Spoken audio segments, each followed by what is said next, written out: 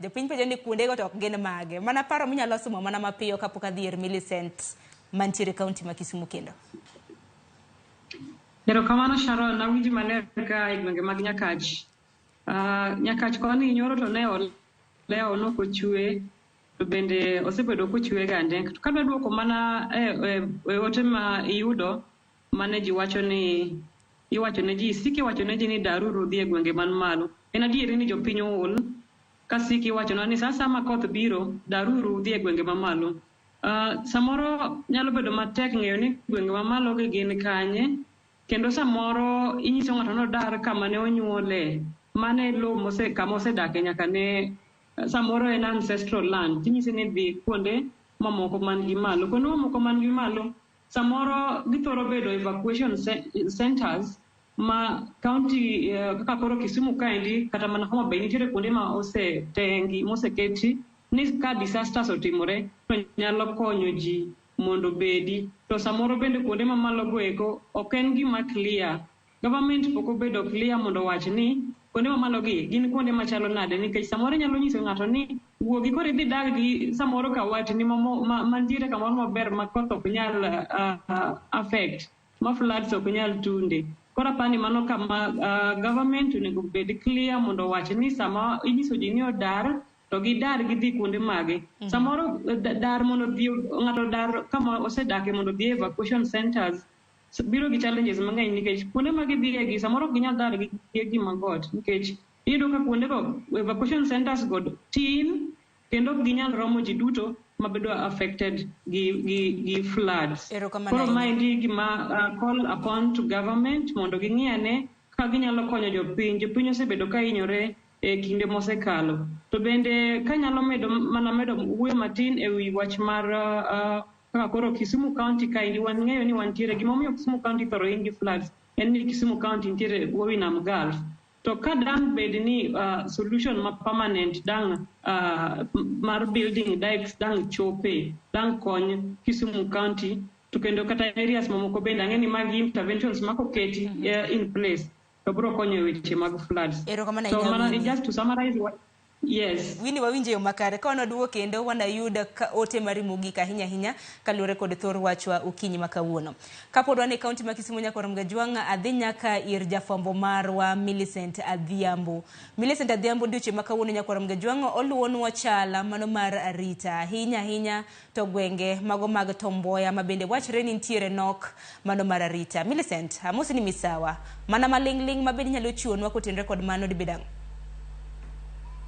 Pero kama na pinasharan atel ka kwa woke ekar Tomboya mama kibuka kampende kasni ritaus chomo lo ka Uganda igo ni to dambo ka uchopo ka gimro sapaga dambo kenya kautieno an ka indigi jogo mabende joge gi kata gin gi wuon osego gi kod joma undo bende poko yangi gi joma nade tango magidwaro mabende wadwa gomba ka indi mondo ginyiswa ni to Uganda gi eki gin joma nade to gini no chako timre karango to bende nitiere atua mora ma osekaw kod apisas mochungne arita kwe e county ma Kisumu kaendi machiegni abro chako wuoyo kodi kamano machiegni abro chako kodi bro lano mana matin ni kaka achiel kuom jadak ma kaendi weche magari to sechalo nade to nyaka sani ji adima jonjore mapok yango ose goyo e yore ma ok owinjore kendo osetere e kar yudo thieth mopogore.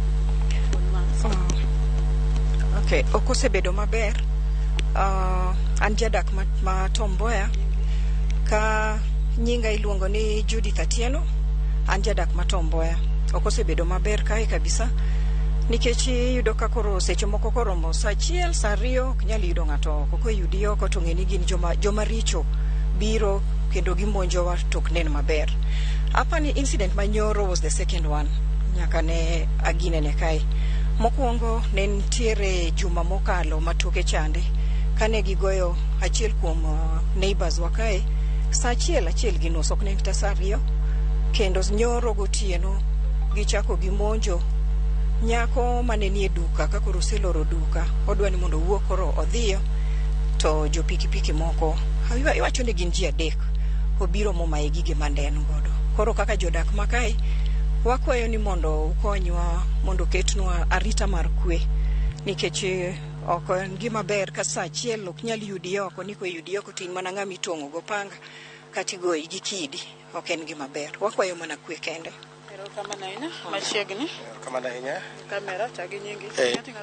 Nyinga iluongo ni Yahya Ali Juma, aja bodaboda ma Tomboya kani, bezwa ni mana toke kuma wawuoyeni. To gima daher wacho nikech omaka mana dier ka gima nyotimre kata gik mosebedo ka timre Tomboya kari to ok wanyal ng'eyo ni ang'o momiyo gitimre kamano. To police ni mana machiegni tokwa ka. Security police station ni machiegni ka monego bed ni gi prevail security, I mean gi protect Tomboya kandi mosebedo kane ber all along chakre chien. To koro chien kaeri kama wawuoye kani is the hotspot. Ma link town gi joma dhi Opunga.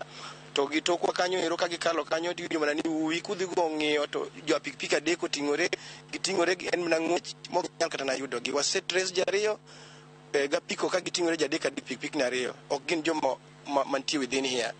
Actually there are people who are coming from gin joma are from Soya to gibiro gikelo weche ma ok wapar ni inyalo tem gi joma tie ka.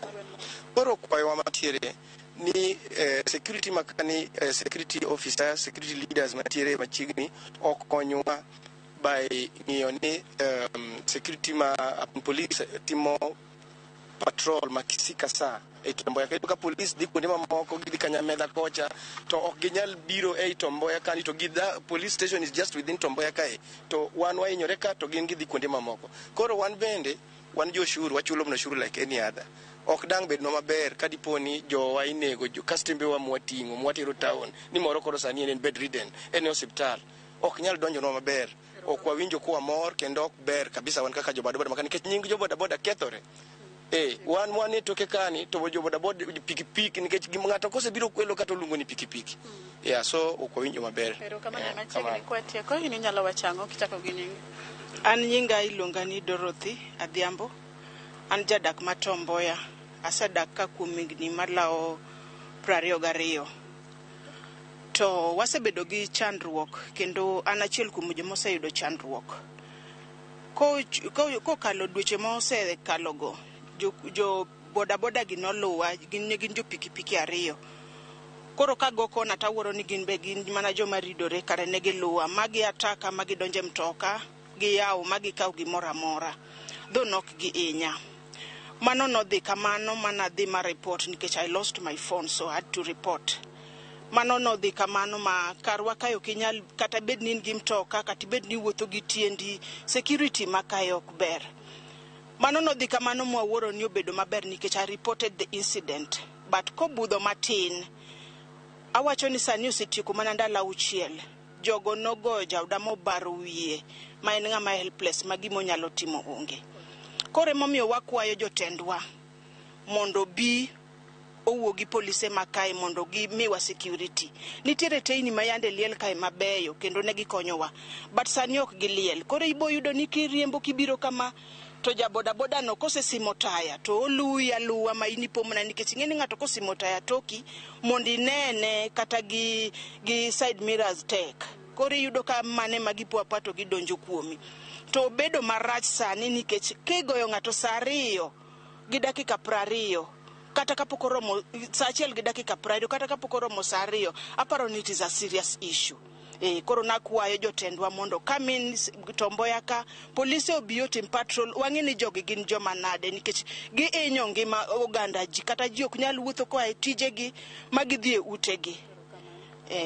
Mana kamano Sharon, mana kaka isewinjo ni arita orochore alora ni kendi kwayo jotelo mochung' ne rito arita kata pisas mag arita kwe mondo wuogo koma piyo ng'iyane na ni to ere kaka ginyalo duoko piny weche arita koro oserochore alora ni ka inya yudo ni ok mana Tomboya ka kende kata mana kar dak ma Milimani, Nyamasari, Bandani gi kuonde mamoko e boma ma Kisumu kaendi sani oganda osebedo ka yuago mana wach rocho arita kwe makata oganda ok nyal wuotho gimoro saa 12 odhiambo kata kigolo nya ong'we yamo ni moro ni datiyo go tipo mana ka ng'at ma ikia kata jonjore mikia osepamo itimo gi odhi gi ong'we yamo nino. Ka kamano magi weche momedo luwo ka bende pod wamedo gomba ka gi jogi wadamanyo jal ma bende odiochieng' manyoro ne ogo ma bende sani ni kod rem wawinja nena ni to ere gimo wacho to kwayo mane ma en godo ne tend county kod telo mochung' ne arita e county ni. Sharon, aduoko ni studio.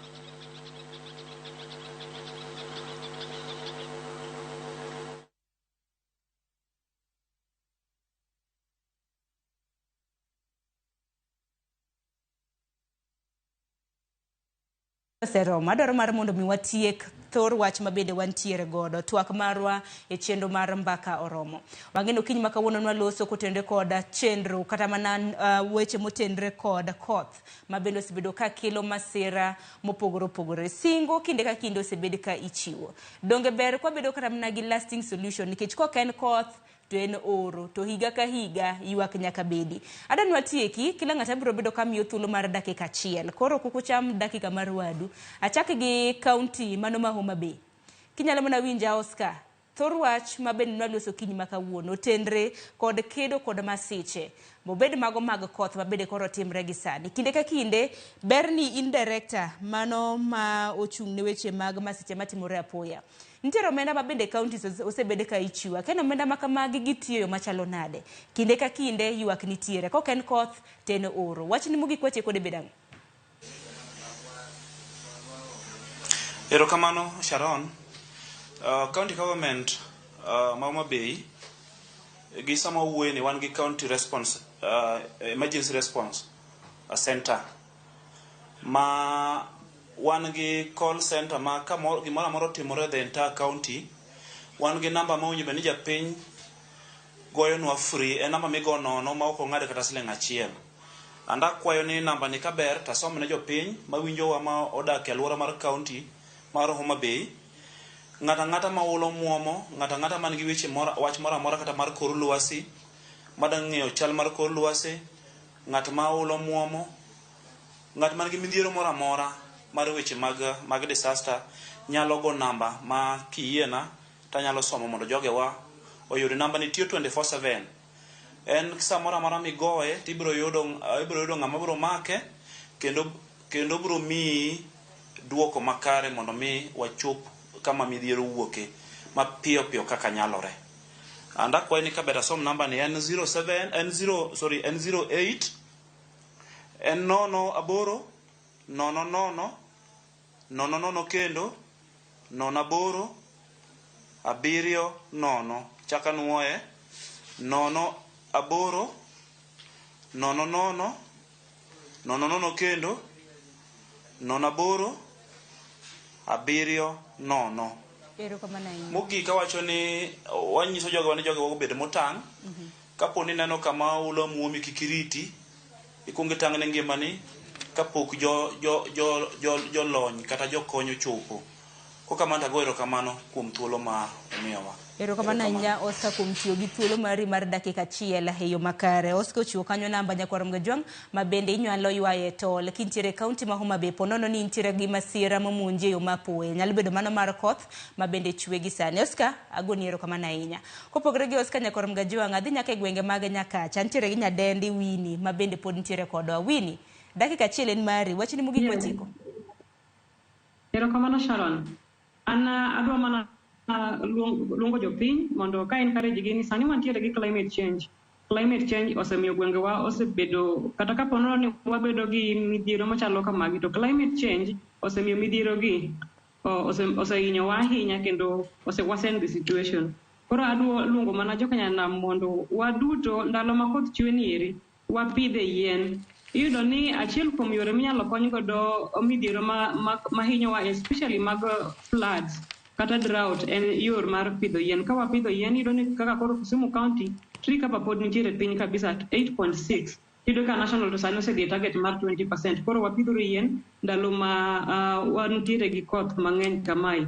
Kasto machielo madwa wacho en waste management. Samoro iyudo ka drainages wa kuonde ma pi luwo iyudo ka kidhi e bombe wa kata Homa Bay kata Kisumu kata Migori iyudo ka drainages gi owite takataka. Koro kata ponono ni sirikal dhi temo loso drainages gi mondo bedi to takataka opong'o gi. Sama takataka opong'o gi pi ok nyal kalo tende ni pi biro donje utewa biro donje dukni wa kendo biro hinyowa. Koro sama wantiere gi midhiero machalo kamae wang'iuru ane kaka warito takataka marwa.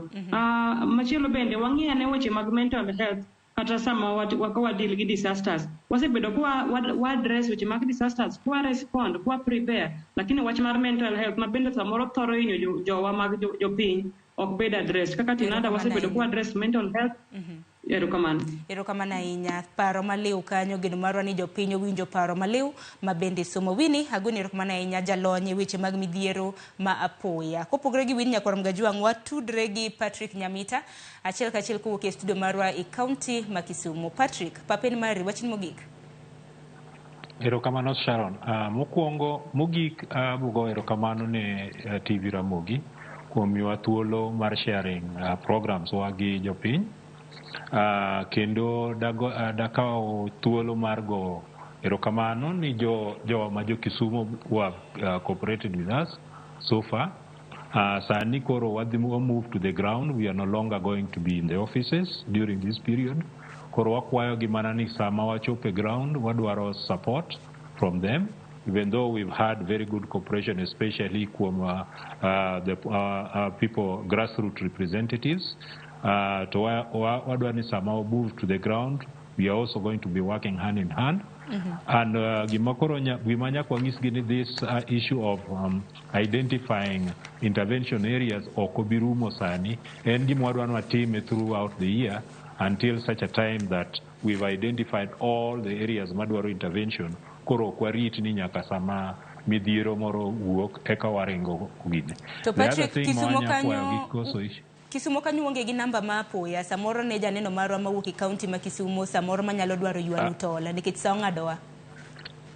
Sa ong'adowa to sa ong'adowa to onge kode machiegni ka but marito orna ka but wabro share kode but wabro lando chieng' wachako the main program marwa mar drainage clearance, drainage rehabilitation, desilting of rivers. Samwa dhi chako wabro lando ne jopiny te mondo gini koro wachako tich ka nitie kama problem tie to gikonyo. Erokamano ahinya kulande kaka TV mar Ramogi waikoro luongo mana jofwambo magwa ntiere kaunti ma Kisumo kanyo biro to mako to kelo gi e yamo. Midusa aguni erokamano ahinya kuom mido thuolo mar twak kodwa kaka TV mar Ramogi. Nyakorom Gajwang' bende kawuono bende wasekadho saa dakika na biriyo tok mano saa beach mano mar Onyango.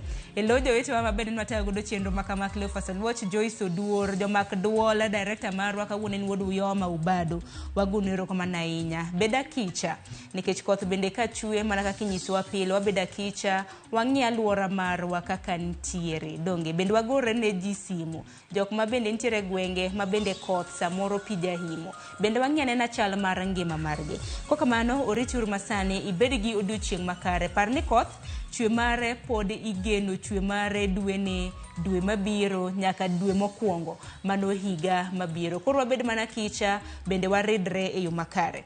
Orichur masane ibed gi odiochieng' makare nyinga Sharon Ong'ao.